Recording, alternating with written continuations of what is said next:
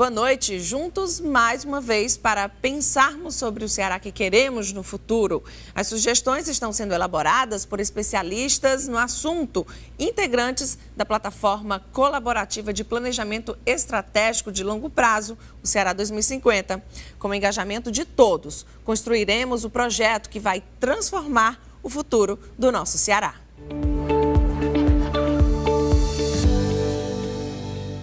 Apesar das fortes chuvas este ano, o Ceará ainda precisa ficar atento ao uso racional da água.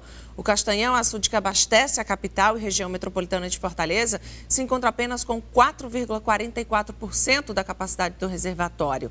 Desperdício de água chega a ser irresponsabilidade do mundo empresarial e da população em geral. Mas há algum tempo, o Estado vem se preparando para não depender apenas de um bom inverno. Estudos sobre o reuso e reaproveitamento econômico e racional da água estão sendo estimulados. Segurança hídrica é o assunto em questão hoje, aqui no Ceará 2050. Aqui comigo, dois grandes especialistas no assunto, o professor Francisco de Assis Filho, doutor em recursos hídricos da Universidade Federal do Ceará, e o também professor doutor Antônio Nunes de Miranda, um dos coordenadores da plataforma Ceará 2050. Olá, boa noite. Boa noite. Bem-vindos ao Ceará 2050. Vou começar então perguntando qual a situação real hoje do Ceará em questão de recursos hídricos no nosso aporte, né? Você pode falar assim. Na realidade, hoje a gente ainda está numa situação crítica, um pouco melhor do que nós tivemos no ano passado. O estado não é homogêneo, existe uma distribuição muito irregular da quantidade de água disponível nos reservatórios. A parte norte do estado, principalmente a bacia do Coreaú e uma parcela da bacia do Acaraú, já tem reservatórios com um estoque de água bastante elevado. O centro do estado e o sul do estado, os reservatórios estão com uma reservação muito modesta, né, que ainda não tem condição de ter conseguir suprir as demandas aqui por um período maior de anos. No caso específico de Fortaleza, que tem sua especificidade, o sistema próximo a Fortaleza de abastecimento já recebeu uma recarga razoavelmente boa esse ano, então a gente tem condição de suprir as demandas da cidade, mas com muita parcimônia, porque como foi observado já na primeira fala dessa nossa conversa de hoje, o Castanhão está com 4% e quem faz hoje a grande regularização plurianual de Fortaleza é o Castanhão. Então a situação ainda é preocupante e a gente tem ainda que continuar avançando nessas medidas de gestão de seca. Os nossos açudes, acredito eu, que estão... tivemos um número maior, pelo menos até agora, né, que sangrou a mais do que o ano passado, mas isso também não quer dizer muita coisa, né? Natália, é que, como o Assis falou, os grandes açudes ainda estão com um volume muito pequeno d'água. O Castanhão está com algo em torno de 4%, Oroz com algo em torno de 5%, 6%. Quer dizer, isso é muito pouco, tá certo? Isso é que preocupa. Apesar de haver, realmente, na zona norte do estado, os açudes estão muitos açudes sangrando. Pois é. A COGÉ e a FUNSEMI, elas divulgam um site que aparece os açudes coloridos, são pequenos triângulos coloridos de acordo com o nível d'água, tá certo? E a gente acompanha aquilo e vai vendo que ao longo do inverno, muitos daqueles triângulos foram mudando de cor, saindo do preto, mas a gente ainda vê no centro do estado, onde estão os grandes reservatórios, que a maioria dos açudes ainda estão ou preto, com cor preta ou cinza, que indica volumes abaixo de 10%. O que é que precisa chover? Como é que a gente pode falar assim? O que é que precisa ser feito? Não ser feito, mas assim, na questão de chuva para dar um aporte assim, um pouco mais regular. De quanto de chuva que a gente necessita? Porque a gente já vem de algumas secas, né, de alguns anos, que acredito que isso que não vem ajudando, porque se cada ano a gente tivesse um bom inverno, cada ano, o próprio ano já abasteceria, né, gente? Então, assim, o que é que pode ser feito diante dessa nossa situação atual? Eu acho que o que a gente aprendeu com a história foi que a gente não consegue regularizar a natureza e o regime de chuvas na atmosfera. O início aqui da FUNSEMI, ela procurava fazer o que a gente chama nucleação artificial, né, gerar chuvas artificiais. A gente viu que isso não funciona porque isso depende de fatores que a gente não tem controle, que é o transporte de umidade na escala do planeta, temperatura da superfície do mar do Atlântico, do Pacífico. Então, a quantidade de energia é tão grande que a gente não tem condição, do ponto de vista de engenharia, né, controlar esse tipo de ação. Então, o que a gente aprendeu é que a gente vai ter que conviver e se adaptar, né, com esse regime e essa variabilidade que a gente tem no clima. E essa estratégia de adaptação, ou convivência com a seca, como é chamada aqui também, é exatamente o que? Você construir infraestrutura de recursos hídricos. Essa infraestrutura ela tem uma matriz, inclusive, mais plural possível, e você também tem uma boa gestão da demanda. Então, gerenciar a oferta e gerenciar a demanda no solo, na superfície, é o que a gente deve fazer. E o que é que isso significa? Significa que a gente tem uma política de açudagem, que é extremamente importante, de grandes reservatórios, com a capacidade de regularização plurianual. A pequena açudagem, ela ajuda na fazenda, mas ela tem que ser controlada para não impactar essa média e grande açudagem. A gente tem que ter sistemas de adutoras e de transferência hídrica entre bacias, sistema de adutores para que evite, inclusive, a perda de água no transporte dos próprios rios. Então, a gente precisa construir infraestrutura de transporte importante. Tem essas transposições de bacias que vão ajudar bacias mais deficitárias a partir do suprimento de água de bacias maiores. Então, essa infraestrutura hídrica ela precisa ser construída e bem operada. Além dessa infraestrutura hídrica tradicional, a gente precisa dar uma olhada com mais cuidado na questão de água subterrânea, porque existem alguns lugares, apesar do Ceará mais 80% ser cristalino, ou seja, rocha quase aflorante, com um aquífero sedimentar muito pequeno, existem alguns aquíferos importantes no sul do estado, ao leste do estado, que fazem com que a gente possa ter algum tipo de aporte de água subterrânea, assim como na faixa costeira também, tanto dunas quanto barreiras. Mas a gente precisa avançar nisso. A gente precisa começar a trabalhar o que a gente poderia chamar de mananciais não convencionais. Especificamente, eu estou falando aqui no reuso da água, reuso inclusive domiciliar com águas cinzas, a gente ter sistemas de abastecimento dentro do próprio condomínio onde as pessoas moram, dentro da própria residência, onde a gente faz esse reuso. O sertanejo já sabe disso, né? Em época de seca, inclusive, ele colocava uma bacia embaixo do chuveiro, tomava banho, aquela água, que é a água que a gente chama cinza, ele usava para poder dar descarga. Então, a gente precisa talvez fazer isso de uma forma mais engenhosa dentro dos empreendimentos para poder fazer esse tipo de reuso. Da mesma forma, a CAGES está trabalhando nisso, construindo estações de tratamento de esgoto e tem projetos para pegar a água do sistema coletado para poder levar para fazer um tratamento, dar um polimento nessa água para ser utilizado na indústria do PECEM. Então, essa linha de reuso eu acho que é uma linha também importante. A água de chuva urbana é muito cara, mas eu acho também que a gente vai ter que operar.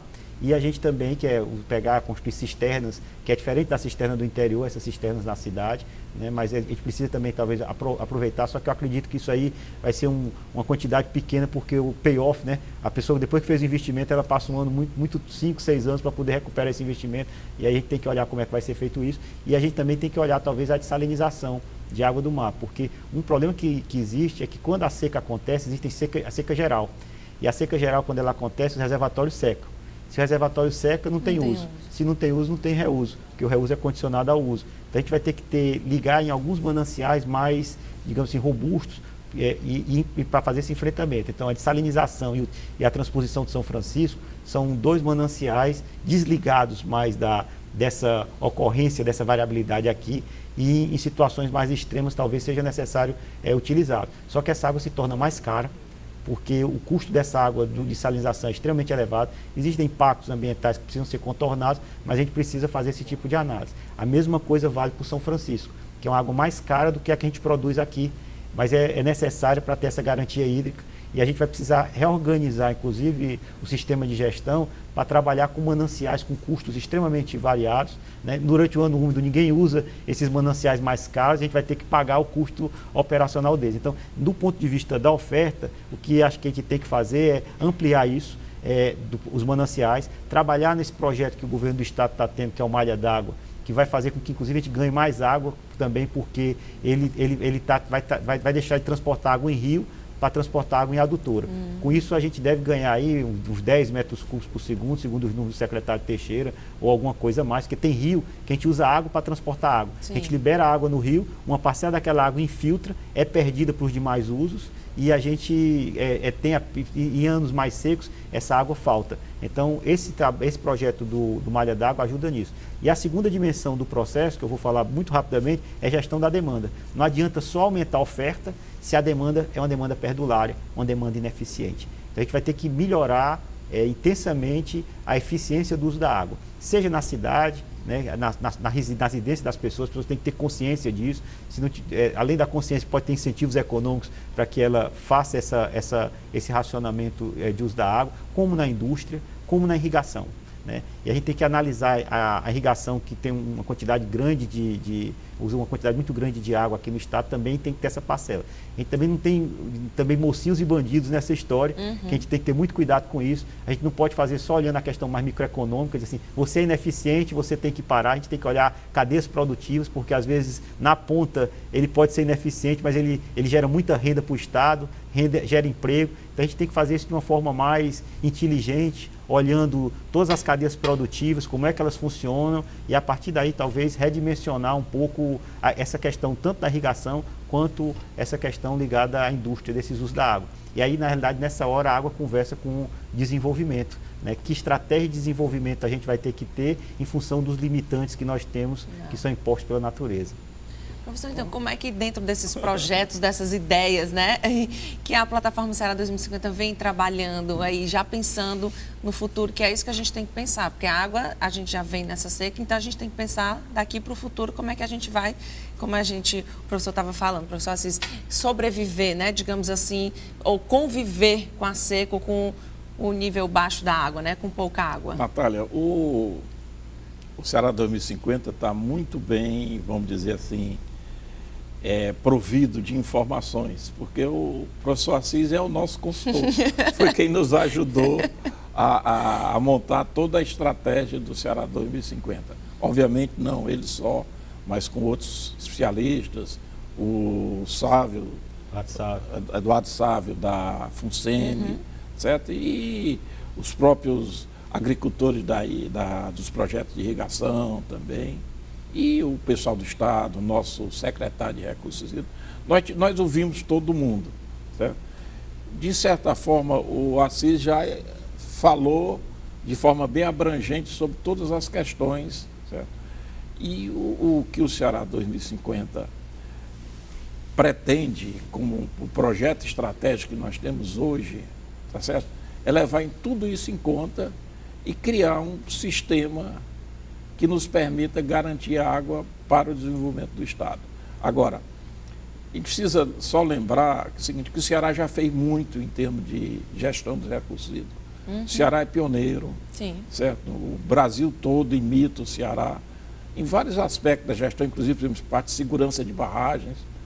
Todo o sistema de segurança de barragem do Brasil foi montado acompanhando o nosso sistema, que é um aspecto da gestão dos recursos hídricos. Mas quando a gente pensa nesses problemas que o Assis levantou, a gente vê o seguinte, que a gente tem que ser muito criativo. E algumas mudanças vão ter que ocorrer. Em 2000, a CAGES definiu que toda a água tratada no sistema de esgoto deveria passar por reuso. Como nós tivemos alguns anos bons, até 2011, isso meio que foi esquecido. Certo? O prédio que eu moro tem dois sistemas de água independentes. Um para receber água da CAGES e outro pronto para receber essa água cinza que são os vasos sanitários. A descarga dos vasos sanitários tem embaixo, na parte inferior do prédio, tem as duas cisternas, em cima tem os dois reservatórios. Todos os condutos são independentes, tá certo? Nunca ninguém se preocupou em fazer isso. Certo? A gente usa esse sistema da descarga com água de poço. Certo? Porque pela tarifa da CAGES hoje é vantajoso você usar parte da água vinda do poço. Certo? Exatamente. Os açudes, eu estou falando de alguns aspectos, você vê que nós vamos ter. Os açudes foram construídos, né, pensando num determinado nível de consumo, num determinado nível de garantia que você tinha que oferecer. Com a industrialização, com os grandes projetos de irrigação e com a urbanização, essas exigências se tornaram maiores. Aí, vem com tudo isso, nós temos que conviver com a irregularidade climática. Todo esse sistema, se nós montarmos todo esse sistema de gestão, né, ainda assim nós vamos ter anos que vai chover muito, nós vamos ter períodos que vai chover mais, nós vamos ter água abundante nos rios, nos açudes, E como o Assis chamou a atenção, essas fontes d'água que são mais caras, vamos fazer o que com elas? Porque elas não só têm um custo de operação, elas têm um custo de instalação. Por exemplo, se você fizer uma usina de dessalinização, você vai ter um volume grande de recursos para instalar. E aquele volume, aquele recurso tem que ser pago ao longo de 20, 30 anos. Normalmente, nessas grandes instalações, o custo do ressarcimento do investimento corresponde à metade do valor que se cobra pelo produto. Certo? Então, mesmo que você zere a produção de água salina, de água dessalinizada do mar, você ainda vai ter que pagar metade daquele valor que você estaria pagando se estivesse usando plenamente o sistema. Porque a operação é só outra metade. Certo? Então, esse tipo é que nós estamos pensando, o Ceará 2050 está construindo um projeto estratégico para a garantia hídrica, como eu falei, com a ajuda do Assis e de outros especialistas, que, na verdade, vamos dizer, as grandes linhas foram delineadas desse projeto. Mas nós vamos ter que, em cada uma delas, ser extremamente criativos, certo? E ao longo da nossa conversa aqui, se for dando tempo, eu vou falando de algumas delas. Essa questão da dessalinização, se falou muito, assim, eu acho que os últimos governos aqui no Ceará vêm querendo, né, realmente aplicar de forma concreta. E onde a gente está, onde pode isso ser? Porque aí o senhor acabou de falar, não é tão simples assim, né? Não é só chegar, fazer e usar. É caro e nem sempre está disponível o material. Acho que tem dois tipos de salinização que a gente pode falar. Porque é o seguinte, tem um problema que eu gosto de dizer, que é o problema do sistema de recursos hídricos, que você tem uma adutora, um reservatório, você tem poços, que é esse sistema, por exemplo, que abastece Fortaleza. Sim. E essa dessalinização que eu me referi é essa de larga escala, sim, de 1 metro cúbico segundo, 2 metros cúbicos para Fortaleza. Isso já vem, a primeira vez que nós colocamos em um plano, aqui o Estado colocou em um plano, foi o plano de recursos hídricos da Bacia Metropolitana, 98, 2000, já tinha essa ideia, só que não é o projeto atual, é um outro projeto que sairia do próximo emissário submarino, e a gente faria um bombeamento na região do Curu, aí antes até do nascimento da região do Pecém, que se previa que ia se acontecer, mas ainda ela estava em processo embrionário. Então essa foi a ideia, hoje é uma ideia muito melhor da CAGES, mais barata, mas do mesmo princípio, só que vai pegar mais os esgotos do sul, então do sul da cidade. Essa era uma ideia. Tem outro problema, que quando falo em dessalinização me recordo, é a questão do saneamento rural. Porque uma coisa é abastecimento da indústria, da irrigação, das grandes cidades, dos grandes distritos, e outra coisa é essa população rural difusa, que vive da agricultura de sequeiro, que ainda é uma população, um número relativamente grande de pessoas e que também precisam, como qualquer cidadão, ter um certo nível de garantia de abastecimento. Para essa população rural difusa, é também desafiador o que vai ter que ser feito do ponto de vista de saneamento rural para poder trabalhar isso.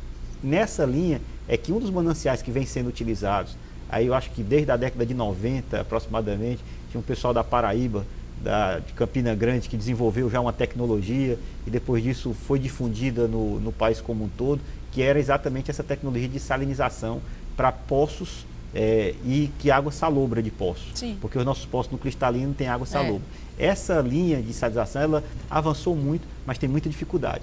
E as dificuldades são mais de ordem ambiental e de ordem operacional. Ambiental, porque o rejeito dessa água, a Embrapa fez alguns trabalhos importantes nisso, mas o rejeito dessa água ela tem uma concentração de sal muito grande. Não pode ser disposta essa água em qualquer lugar, porque ela pode matar o solo. Porque o solo fica tão salino que nenhuma cultura mais pode ser feita. Então eles fizeram já algumas técnicas para poder colocar biomassa de peixes, etc. Então tem uma linha por aí. E a outra parte é exatamente a questão do custo, porque essa água para desalinizar requer um custo de energia muito elevado. Esse custo de energia precisa ser pago pela comunidade e foram testadas algumas soluções e muitas vezes essas soluções não foram sustentáveis. Mas essa tecnologia, ela de certa forma já existe, talvez com algum tipo de estratégia de gestão mais adequada, ela possa continuar. É um dos mananciais que está na cesta de alternativas para o sertão, como estão também o pequeno reservatório, como estão também a cisterna, né, a cisterna domiciliar, como estão também os sistemas de distribuição para os distritos e para a população rural difusa. Então, tem esses dois mundos. Aquela primeira que eu estava falando é essa de grande escala, sim, e a outra, talvez o desafio, que é um desafio extremamente importante, que é o saneamento rural, que ainda continua aí na nossa agenda. Em relação ao saneamento rural, nós temos uma experiência, que é o CISAR, que é muito bem sucedida. E eles têm usado uma estratégia que, quando a única água disponível é água de poço, e essa água de poço geralmente no interior é salobra, tem uma certa quantia de sal, ele distribui a água para o uso comum, para o banho, para a higiene, para a cozinha. Ele distribui a água salobra e coloca no dessalinizador só um pequeno volume d'água para beber e distribui umas fichas que a pessoa vai buscar a água para beber dessalinizada. Isso é uma forma de atenuar o problema que tem dado certo. Certo? Porque, primeiro, o custo é menor, porque você dessaliniza só água, você vai beber. Parte. Certo? E os rejeitos também da dessalinização, que o Assis falou que são problemáticos, também ficam reduzidos. Tá certo? Então, tem tentativas de se resolver, tá certo? Ou seja, as soluções são muitas. O problema é escolher as melhores. Agora, tem um problema de tudo isso que nos preocupa, Natália. É um desbalanceamento entre o poder de pressão de Fortaleza e do seu parque industrial em relação ao restante do Ceará. Certo? De alguma forma, a gente tem que fazer, porque o que é que esse desequilíbrio causa? Toda vez que nós temos uma época de seca, para tudo no interior, para abastecer Fortaleza. Tá certo? Isso gera uma série de problemas no interior. Sim. Certo? Ou então, mesmo que não seja só Fortaleza, para abastecer os núcleos urbanos, as cidades do interior, que também tem sua capacidade de pressão. Certo? Então, de alguma forma, a gente tem que criar em Fortaleza uma reserva de água, que pode ser através desses mananciais de reuso ou de dessalinização, mas que são mais caros. E o custo é permanente, não é só quando você está precisando. Mas tem também a questão, talvez, de, por exemplo, transformar o lençol freático de Fortaleza num grande reservatório. Todo prédio hoje, no prédio que você mora, tem sempre uma bomba tirando água do subsolo. Porque hoje convém ao síndico. É mais barato do que a água da Cagesa. O meu tem mesmo. Todos nós temos. Tem. Certo? Então, algo que podia se fazer era reprimir esse uso do poço nos anos que tem água disponível. Como? Cobrando. Sim. A COGÉ está fiscalizando todos os poços. Já deve ter ido no teu prédio, faz um exame, pede um laudo, certo? Ela pode criar uma taxa para você explorar o lençol, que junto com a eletricidade que você gasta, que aqui não tem eletricidade que você gasta, não compensa você usar a água do poço. Então o lençol voltaria a subir. Lá. Você teria uma reserva no próprio lençol. Entendi. Tá certo? E quando fosse um ano ruim, a COGÉ podia reduzir a taxa ou até retirar a taxa. Sim. Aí as pessoas passariam. Então nós teríamos uma redução do volume d'água necessário para Fortaleza nos anos ruins. Então são essas, tudo isso é que o Ceará 2050 está pensando, tá certo? Como fazer? Agora, precisa de convencimento da população. Vai precisar que os nossos especialistas criem projetos bem feitos, que possam apresentar bem à população, tornar convincente e fazer funcionar. É isso. Vou aproveitar então aqui o ganchozinho para a gente fazer uma pausa. Ceará 2050 volta daqui a pouco, não saia daí.